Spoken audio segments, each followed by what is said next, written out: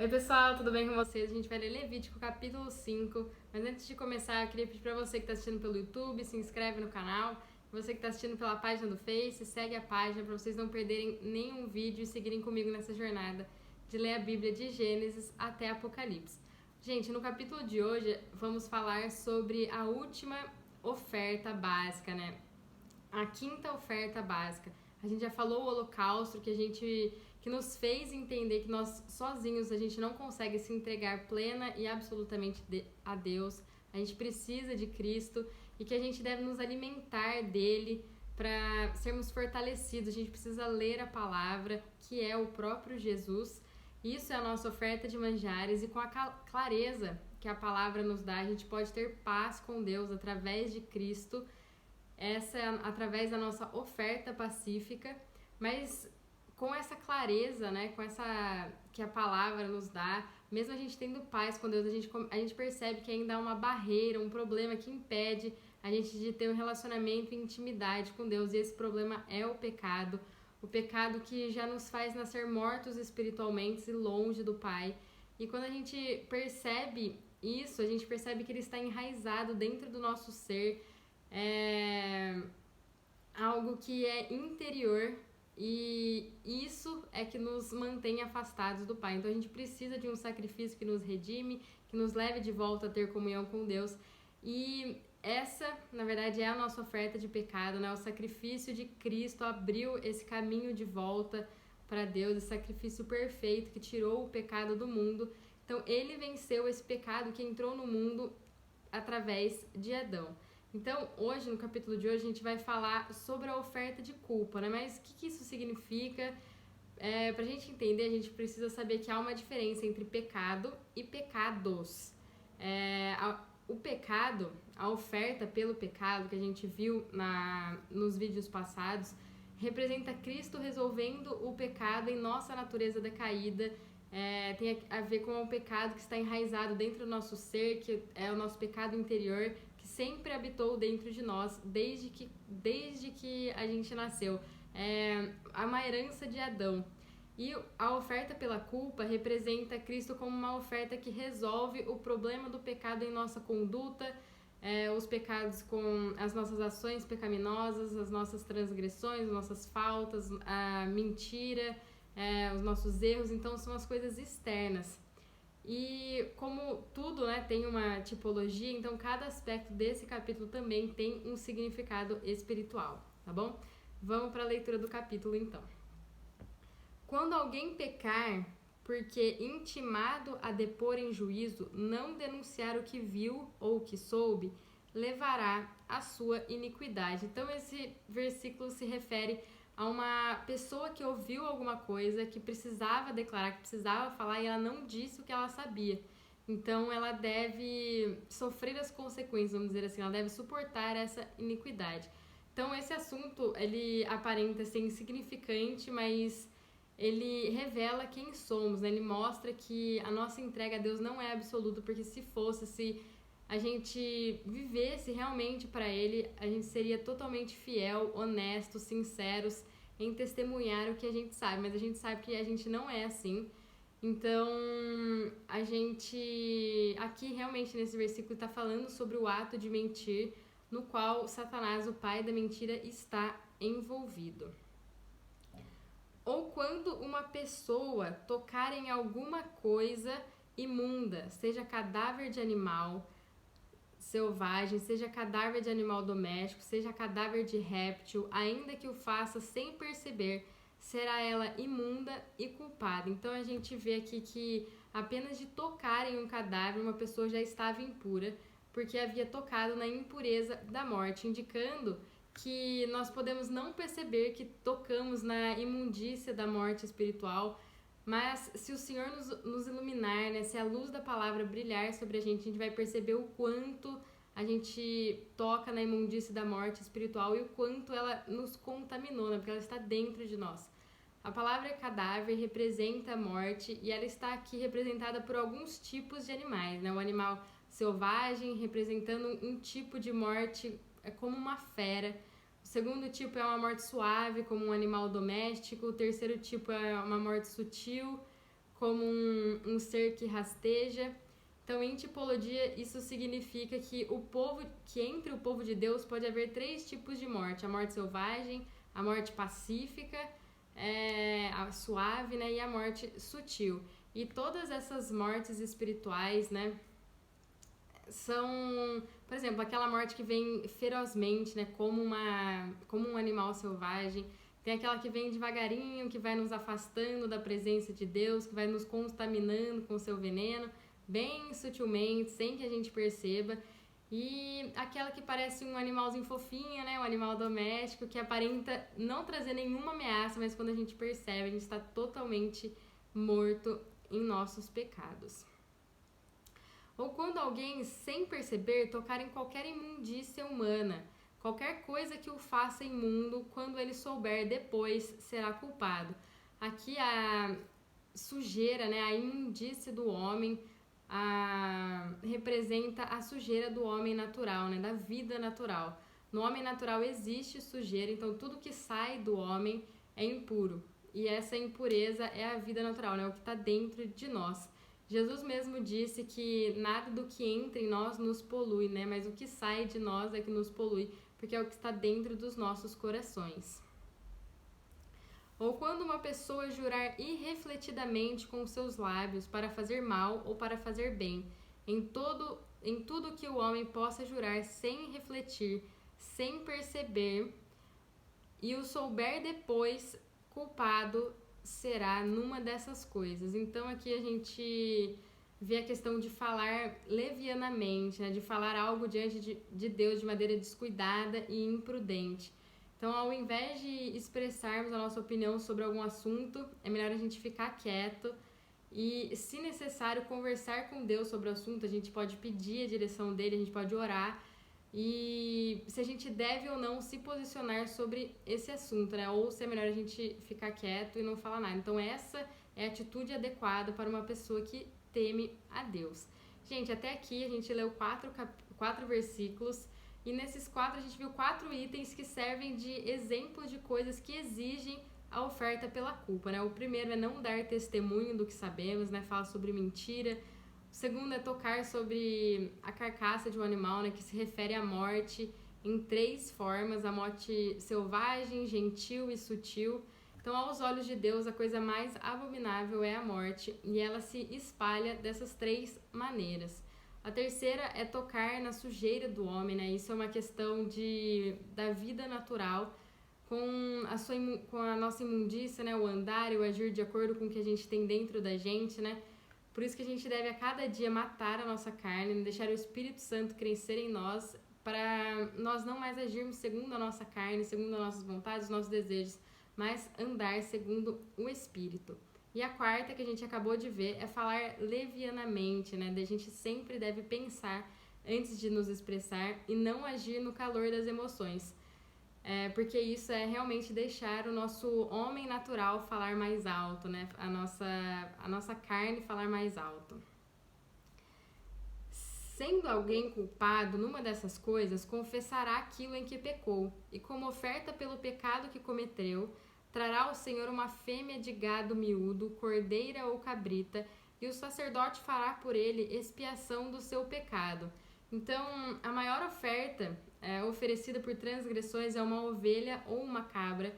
Essa oferta pela culpa nos faz lembrar de uma coisa: que os nossos pecados são frutos do nosso pecado interior, do pecado que a gente herdou lá de Adão. Então aqui nos diz que a cabra, ela vai ser a expiação do pecado, né? Mas como que é isso, né? Se a gente está falando, a gente não está mais falando oferta pelo pecado, mas oferta pela culpa.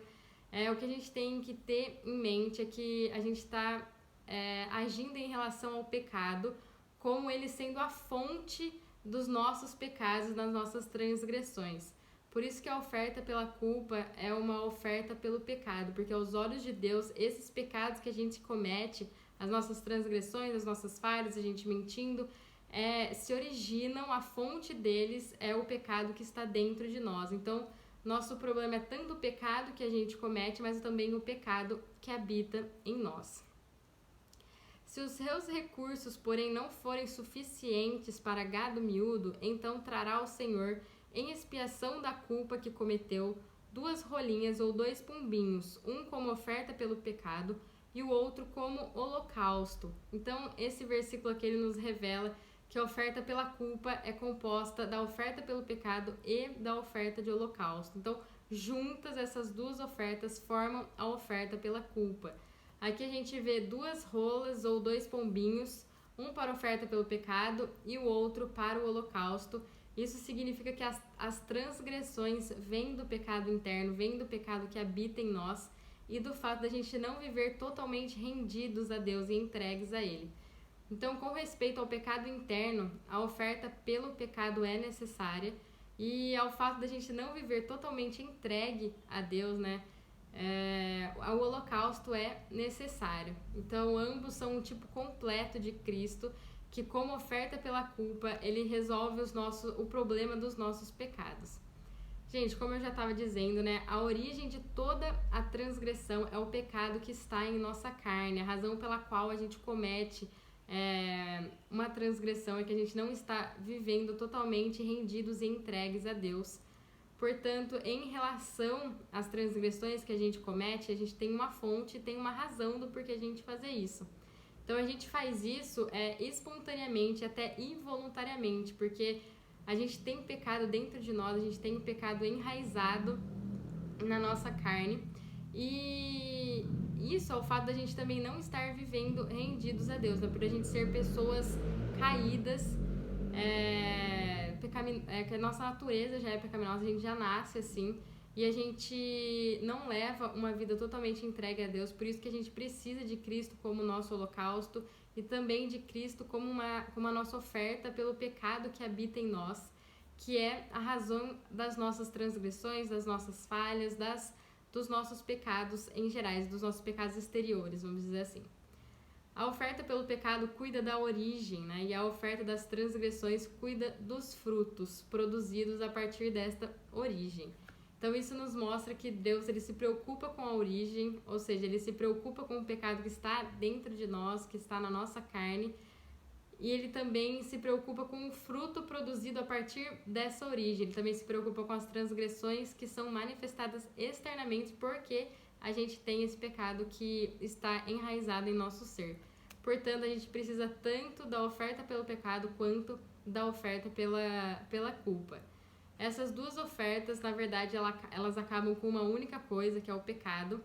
O pecado ele inclui o pecado interior e os pecados manifestados externamente. Então, em outras palavras, é uma questão de pecado como um todo. Lá em João, no capítulo 1, versículo 29, o Senhor Jesus, né, o Cordeiro de Deus, ele tirou o pecado em sua totalidade. Na cruz, ele foi a oferta pelo pecado e também oferta pela culpa.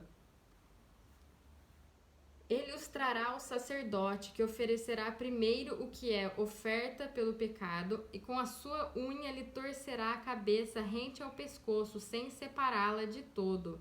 Do sangue da oferta pelo pecado espargirá sobre a parede do altar, mas o que sobrar daquele sangue deixará escorrer na base do altar. É oferta pelo pecado. Então esses versículos eles não falam da oferta da culpa, mas sim da oferta pelo pecado e do sangue da oferta pelo pecado. Uma parte do sangue era aspergida de um lado do altar, e o que significa que os pecadores são aspergidos com o sangue de Cristo, e o resto era derramado aos pés do altar, o que significa que o sangue de Cristo é a base para o perdão de Deus para nós pecadores. Do outro lado, fará holocausto conforme o estabelecido. Assim o sacerdote fará por ele a expiação do pecado que cometeu e lhe será perdoado. Então, de acordo com as ordenanças, a gente deve levar uma vida de absoluta entrega a Deus. No entanto, a gente não vive dessa forma, por isso a gente precisa do holocausto, tá bom? A gente precisa de Cristo como a nossa oferta de holocausto.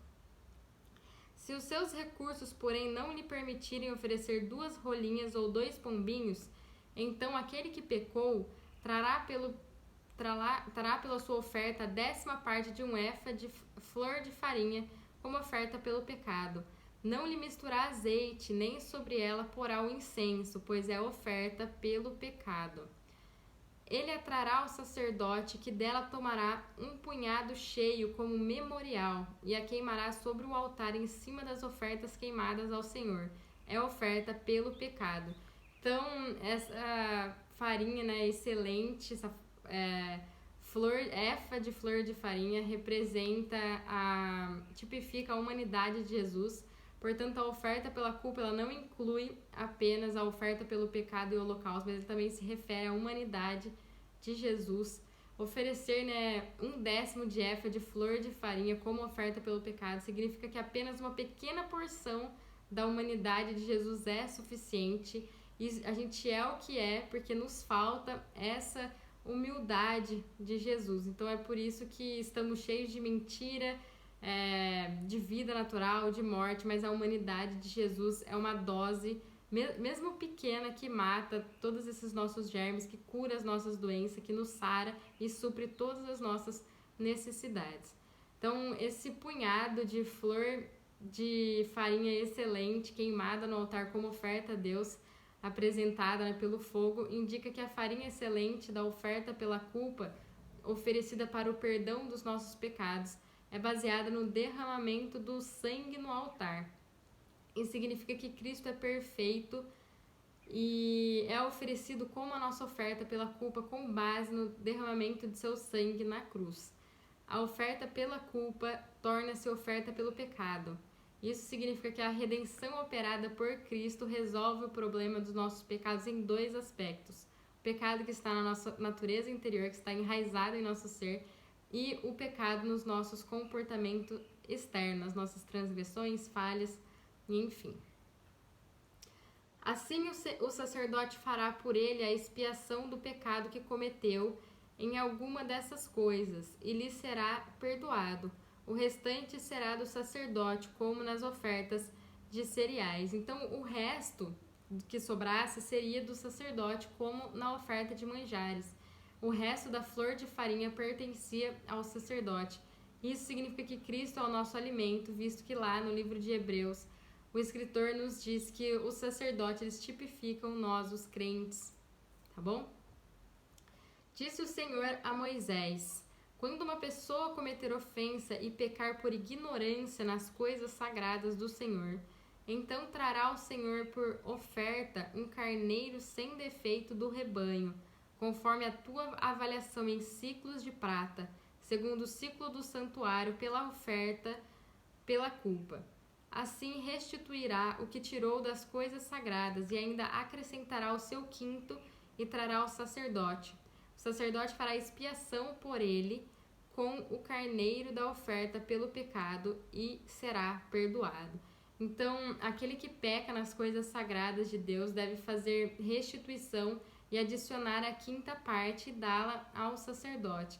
Da mesma forma, o homem que pecar contra outro homem, qualquer tipo, roubar, ele deve fazer a restituição integral e ainda acrescentar a quinta parte. Então, porque a gente não deve andar como o mundo anda, né? A gente não deve andar nesses padrões morais, nessa justiça que não é justa. A gente deve andar e agir de acordo com a palavra de Deus. Se alguém pecar fazendo contra algum de todos os mandamentos do Senhor, o que não se deve fazer, ainda que sem perceber, será culpado e levará a sua iniquidade. Do rebanho trará ao sacerdote um carneiro sem defeito, conforme a tua avaliação, como oferta pela culpa, e o sacerdote por ele fará expiação do erro que cometeu sem perceber e lhe será perdoado. É oferta pelo pecado, certamente se fez culpado para com o Senhor. Se alguém enganar, né, seu parceiro quanto ao depósito, ao vestimenta, ou roubar, ou extorquir dinheiro de alguém, ou se ele encontrou um objeto perdido e mentiu sobre isso, jurou facilmente, foi contra qualquer um dos mandamentos, tal pessoa vai precisar de um cordeiro do rebanho, né, sem mancha, avaliado de acordo com o ciclo do santuário para apresentá-lo como oferta pela culpa. Então isso significa que Cristo, sendo aquele em que não há pecado, não há mancha, não há defeito, que se avalia, né, de acordo com os critérios divinos e não os critérios deste mundo, é adequado para ser a oferta pela culpa oferecida pelos pecados que a gente comete contra as coisas sagradas de Deus, contra o próprio Deus, cometendo as transgressões que nos foram ditas anteriormente. Então, gente, Jesus é aquele que tira tanto o nosso pecado interior, que é a fonte, que é a origem de todos os nossos pecados exteriores. Então, ele é perfeito e ele nos cura, ele nos sara de todas as nossas transgressões e iniquidades. Amém? Gente, fiquem com Deus. Esse é o capítulo 5 e até o próximo vídeo.